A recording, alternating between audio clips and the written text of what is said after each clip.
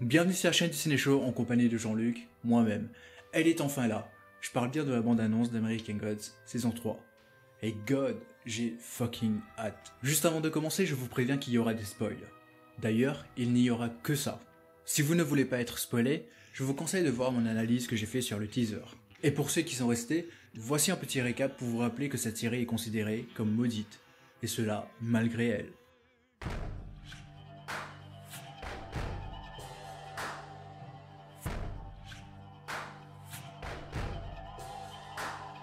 All your mothers and your brothers and your sisters and your fathers and everybody walking this land, no matter your race, your creed. Dès la première saison, la distribution fait face à sa première claque. Le départ des deux showrunners, Bryan Fuller et Michael Green. Si ça vous intéresse, j'en parle dans mon analyse du teaser, qui par la suite suivi par le compositeur hors norme Brian Rizell et Gillian Anderson. Un départ qui se fait ressentir par des scènes incohérentes et même inutile. Malgré ça, les scénaristes de la deuxième saison a réussi, si je puis dire, à garder l'esthétique délibérée qu'avaient instauré Fuller et Green. Quand je parle de scènes délibérées, je parle pas juste des scènes de sexe explicites, où l'on voit un homme se faire dévorer par le vagin de Bill Cuisse, mais aussi par les messages poignants, dédiés à notre monde réel. Anansi était ce personnage qui faisait le pont entre fiction et réalité. Mais malheureusement, après la reprise du tournage, on apprend que l'une des vedettes de la série, Orlando Jones, ne sera pas présente pour la saison 3.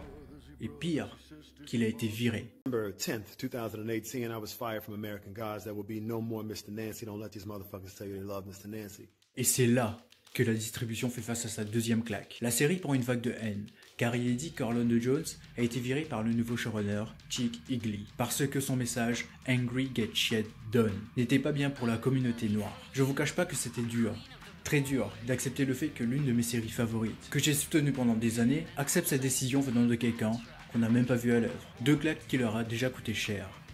Très cher. Mais étant grand fan du livre de Neil Gaiman et l'arc narratif Lakeside, je ne peux m'empêcher d'être attiré par ce que propose la saison 3. Le teaser m'avait convaincu, et aujourd'hui, le trailer m'a complètement eu. Je vous propose qu'on se mette en condition, et qu'on découvre ce que cache cette bande-annonce. La bande-annonce commence directement avec Ombre Moon, a.k.a. Mike Enzel, accompagné de son père, Wednesday, a.k.a. Odin. Ils sont dans le Lokataland, un endroit imaginaire où la magie règne encore. Si cette scène a déjà été dévoilée dans le teaser, il sera accompagné par une autre qui montre comment ils s'y prennent pour y rentrer. Rappelez-vous que l'épisode final de la saison 2, Ombre apprend que Odin est en fait son père, ce qui ne l'a pas empêché de l'abandonner juste avant que les nouveaux dieux le retrouvent. Au début de la saison 3, Voyageur aura pour mission de forcer son fils Ombre à se rallier à lui, ce qui nous laisse penser que Voyageur est dans une merde pas possible, ou pire, qu'il commence à se faire oublier. Une des pires choses qui puisse arriver à un dieu. Puis on se laissera bercer par la reprise de Frank Sinatra, My Way, qui accompagne parfaitement le thème de la saison 3. Une fin, mais pas celui auquel on s'attendait. L'actrice Blythe Danner jouera Déméter, la déesse grecque de la récolte, qui est l'une des nombreuses conquêtes de Wednesday. Elle sera probablement attirée dans un triangle amoureux, entre Voyageur, Cordelia et elle-même. Car oui, Voyageur sera fiancé à Cordelia. My fiancée, Cordelia. Je pense que les fans ne seront pas déçus de l'adaptation de Lakeside. On voit la vieille carcasse du fameux Clunker, la boutique de Henselman, et on ressent bien que c'est Lakeside. J'ai cru comprendre que certains d'entre vous avaient du mal à accepter le fait que Henselman a été castée en tant que femme, chose que je ne comprends toujours pas. Pourquoi? Dans le livre, il n'y a pas vraiment de détails sur le personnage, hormis qu'il est peut-être veuf. Alors, où est le problème? Anne-Marie Henselman sera une des personnages les plus chaleureuses, et je pense qu'elle ne mérite pas la haine qu'elle reçoit sur les réseaux. Le plan suivant est un des corbeaux de Voyageur, probablement Hugin ou Munin. On les voit dans le teaser, et j'ai comme l'impression qu'ils seront aux côtés d'Ombre pour garder un œil sur lui, ou pour lui prévenir que les nouveaux dieux l'ont déjà retrouvé.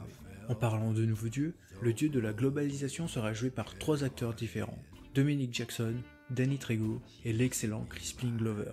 Il est vrai que ça a l'air intéressant, mais il est encore trop tôt pour savoir comment chacun va être introduit et quels seront leurs objectifs. Néanmoins, une chose est sûre, c'est que les 3 personnages auront des caractéristiques bien à eux. On peut voir Dominic Jackson, a.k.a. Mrs. World, couvert de sang, tirant un grand sourire, tel une psychopathe, et Danny Trejo, fou tel que l'on connaît, incarnera une version atypique qui m'inspire déjà pas confiance. Et enfin, les enfants de Tech Boy sont de retour. Absents pendant la deuxième saison, je me demandais si on allait les revoir un jour. Ces êtres imprimés en 3D étaient les gardes du corps de Tech Boy, mais cette fois, je pense qu'ils seront utilisés pour instaurer l'évolution du personnage. I have been feeling a certain degree of hostility. L'arrogance dont il fait part cette saison est un clin d'œil à sa première apparition. Il sera sans doute puni, encore une fois par Monsieur Monde. Cette scène fait sans doute référence aux conséquences de ses actes. Comme on a pu le voir dans le teaser, Laura a pour mission de faire revenir Sweeney, et aussi de tuer Voyageur. Maintenant, on sait comment elle va s'y prendre. Et ça, je peux vous l'affirmer pour deux raisons. Première, c'est que dans l'épisode 207,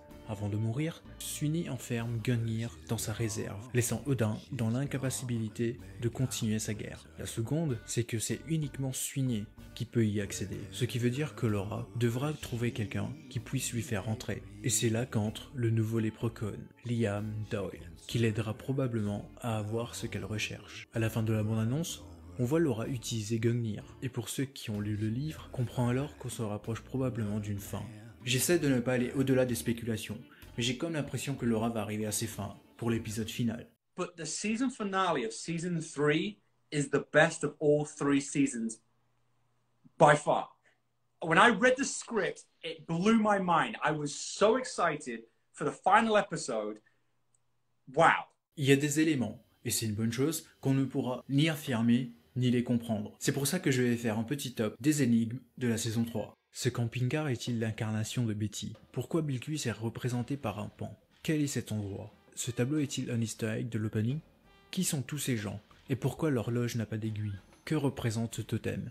Qui est aussi probablement un clin d'œil à l'opening. On peut voir l'épée de la première saison, forgée par Vulcain. Mais bordel, pourquoi Ombre est en arrière-plan? Qu'est-ce qui poursuit Laura? Et quel sera le rôle de Marilyn Manson? La saison 3 abordera aussi l'histoire des Orishas, à travers Bilquis et Ombre. Les Orishas sont des divinités afro-américaines, originaires d'Afrique. Le rappeur Wale a été casté dans le rôle de Shango, l'Orisha du tonnerre et de la foudre, mais aussi celui de la justice. Et c'est tout ce qu'on sait pour le moment.